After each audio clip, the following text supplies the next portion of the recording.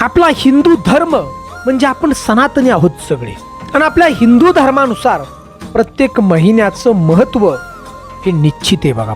प्रत्येक महिन्याचं जसा आता मार्गशीर्ष महिना, आणि या मार्गशीर्ष महिना म्हणजे भगवान श्री हरी विष्णू देवांना तो समर्पित आहे, महालक्ष्मी मातेला.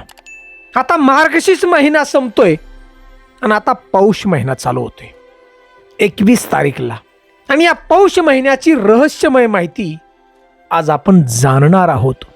तर मित्रांनो, इतकी रहस्यमय माहिती की या पौष महिन्यामध्ये कुठलंही शुभ कार्य केलं जात.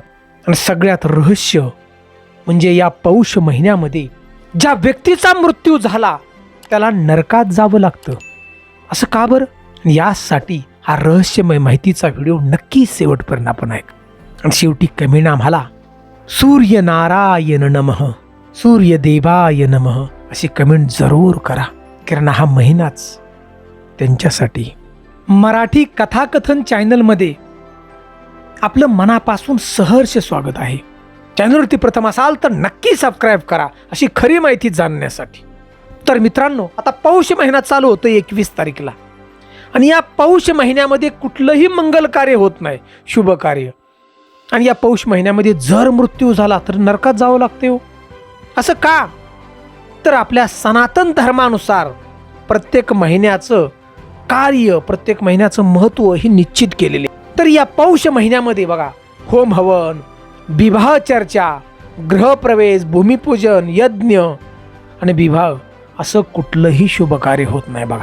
एवढंच नाही तर विवाहित कन्या आपल्या पतीबरोबर सुद्धा मिलन होत नाही बघा. आपण जुन्या काळाचा विचार केला तर जुन्या काळामध्ये ज्या आपल्या मुली आहेत, नवीन लग्न झालेल्या, ज्या सासरी गेलेल्या आहेत, त्या पौष महिन्यामध्ये माहेरी परत येत होत.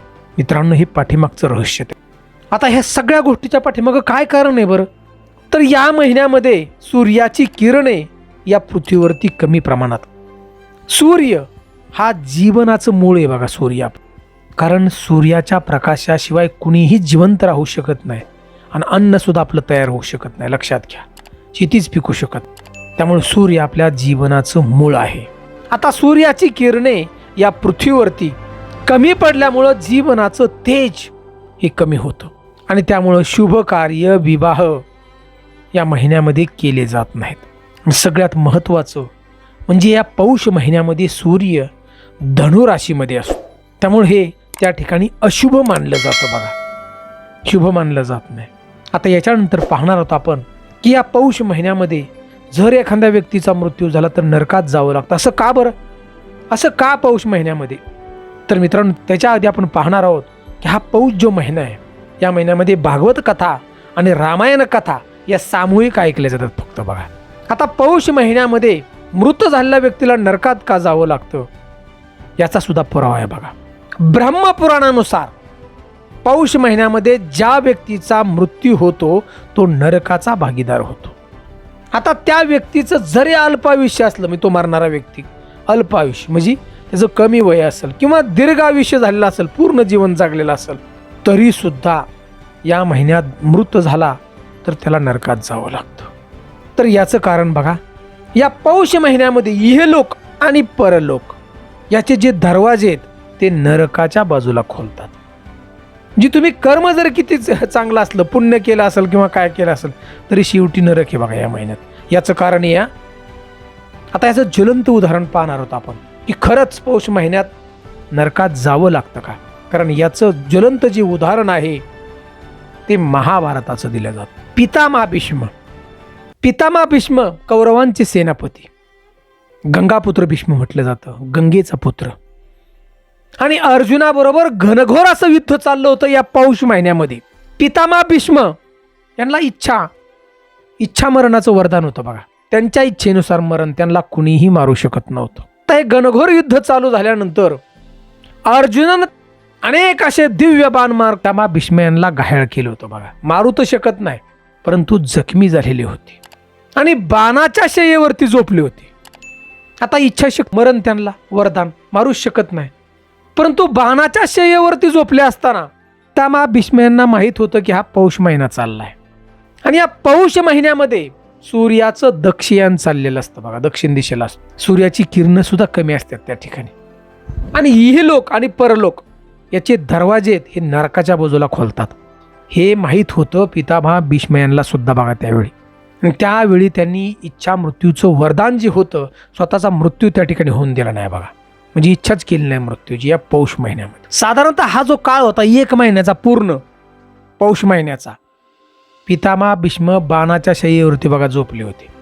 अर्जुनानं बाण मारून जमिनीतून पाणी काढून पाजलं होतं. आणि ज्या वेळेला हा पौष महिना संपला आणि सूर्याचं दक्षिणेकडून उत्तरायण झालं, म्हणजे मकर संक्रांती आली आपण म्हणतो त्या दिवसाला. आणि मकर संक्रांतीनंतर येणारी जी एकादश आहे तो महिना होता माघ, म्हणजे माहीचा महिना आपण म्हणतो. आणि या एकादशीला शुक्ल पक्षातील एकादशी होती आई.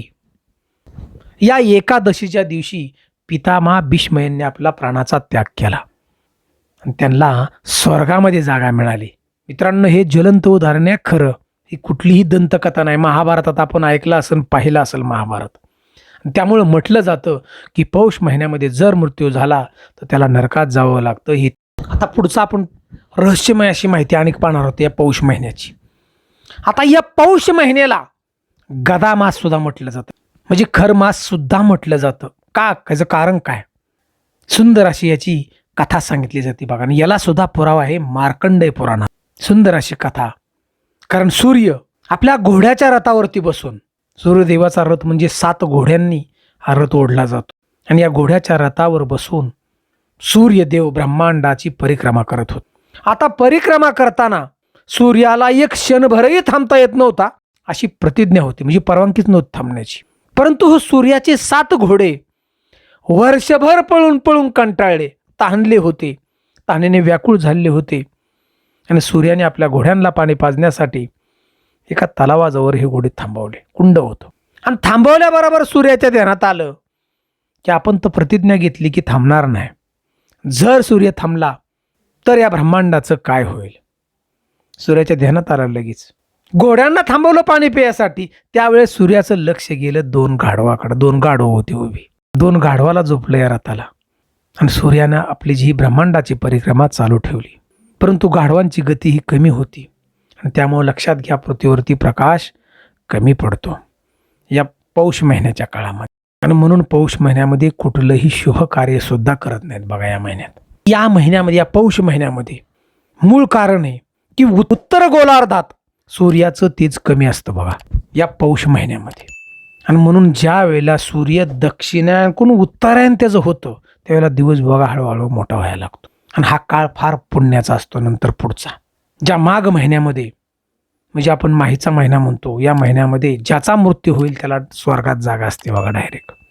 मित्रांनो, सुंदर अशी रहस्यमय माहिती खरीखुरी आहे बघा पौष महिन्याची. त्यामुळे पौष महिन्यामध्ये आपण सूर्यदेवाची उपासना करा. सगळ्यात महत्त्वाचं आहे, पूर्ण 2026 वर्ष हे सूर्यदेवासाठी समर्पित आहे.